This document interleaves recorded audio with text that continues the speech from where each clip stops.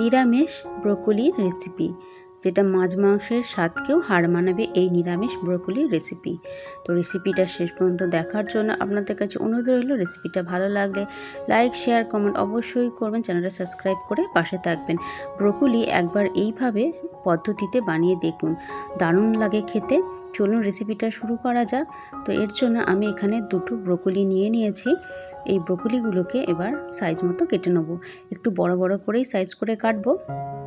তার জন্যই মোটা অংশটা ফেলে দিচ্ছি, দিয়ে এইভাবে ফুলগুলোকে নিয়ে নিচ্ছি একটু বড় বড় সাইজ করে। ব্রোকলি এমনি তাড়াতাড়ি নরম হয়ে যায়, তাই একটু বড় বড় সাইজ করেই নিয়ে নিচ্ছি ব্রোকলিগুলোকে কেটে। ভিডিওটা ভালো লাগলে পাশে থাকা বেল আইকনটা অবশ্যই প্রেস করবেন। আমি যখন কোনো নতুন ভিডিও আপলোড করব যাতে আপনাদের কাছে নোটিফিকেশন চলে যায়। তো এইভাবে সব ব্রোকলিগুলোকে আমি কেটে নিচ্ছি।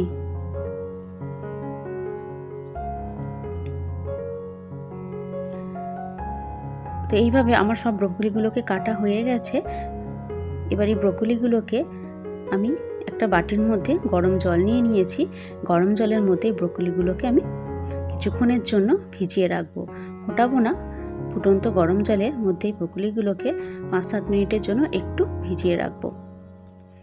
তাই ব্রোকলিগুলো দিয়ে দিলাম, দিয়ে উপর থেকে আরও কিছুটা গরম জল দিয়ে এটাকে এইভাবে রেখে দেবো কিছুক্ষণের জন্য। এরপর একটা কড়াই বসিয়ে দিয়েছি, কড়াইতে দিয়ে দিলাম 2 টেবিল চামচের মতো সর্ষের তেল। একটা মশলা রেডি করব, তার জন্য এখানে 1 টেবিল চামচের মতো জিরে, 1 টেবিল চামচের মতো ধনে, কয়েকটা কাঁচা লঙ্কা দিয়ে দিলাম, আর দিলাম কয়েকটা টমেটো, 2টোর মতো টমেটো আমি দিয়ে দিলাম এখানে।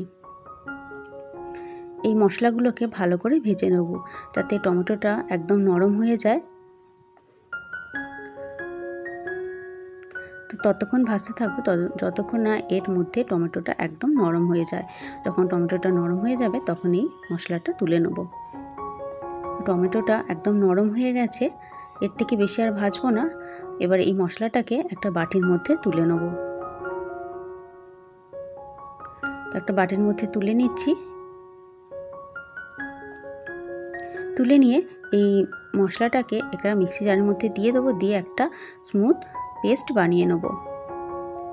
একটু ঠান্ডা করে নিয়েছি, ঠান্ডা করে নিয়ে একটা মিক্সি জারের মধ্যে দিয়ে দিচ্ছি। সেই কড়াইতে আরও কিছুটা একটু তেল দিয়ে দিলাম, দিয়ে এখানে 2টোর মতো আলু একটু বড় বড় সাইজ করে কেটে নিয়েছি। এই আলুগুলোকে একটু ভেজে নেব। আপনারা চাইলে আলুটা নাও দিতে পারেন, স্কিপ করতে পারেন। তো আমি এখানে 2টোর মতো আলু, মিডিয়াম সাইজের আলুকে একটু কেটে নিয়ে ভেজে নিলাম। আবার সেই কড়াইতে যে ব্রোকলিগুলো ভিজিয়ে রেখেছিলাম জলের মধ্যে, সেটা জল থেকে তুলে নিয়ে নুন আর হলুদ দিয়ে ব্রোকলিগুলোকেও ভেজে নেব। একটু যাতে রং ধরে যায় সেই পর্যন্ত ব্রোকলিগুলোকে ভাজবো। তো এইভাবে ভাজতে ভাজতে কিছুক্ষণের জন্য একটু চাপা দিয়ে যাবো যাতে ব্রোকলিগুলো একটু নরম হয়ে যায়।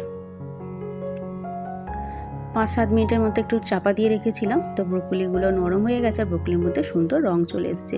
ব্রোকলিগুলো তুলে নিলাম। সেই কড়াইতে আরও 2 টেবিল চামচের মতো সর্ষের তেল দিয়ে শুকনো লঙ্কা আর জিরে ফোড়ন দিয়ে দিলাম। ভালো করে ফোড়নটাকে ভেজে নিলাম। ফোড়নটা যখন ভাজা ভাজা হয়ে যাবে, যে টমেটো, ধনে আর জিরে পেস্টটা বানিয়েছিলাম সেটা দিয়ে দিলাম, আর 1 টেবিল চামচের মতো এর সাথে আদাও দিয়ে দিলাম। দিয়ে দিলাম কাশ্মীরি লঙ্কার গুঁড়ো, হলুদ গুঁড়ো দিয়ে দিলাম, দিয়ে ভালো করে মশলাটাকে কষিয়ে নেব।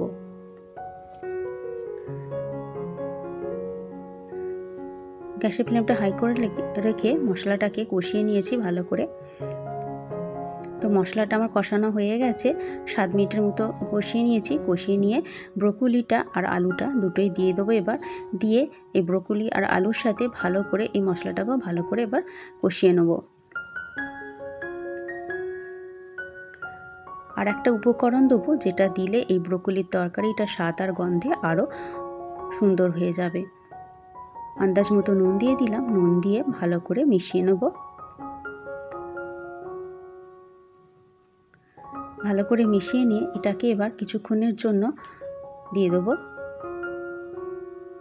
আন্দাজ মতো জল দিয়ে দিলাম, যে মিশ্রিত হওয়া জলটা ছিল সেই জলটাই দিয়ে দিলাম। দিয়ে এইভাবেই কিছুক্ষণের জন্য চাপা দিয়ে দেবো।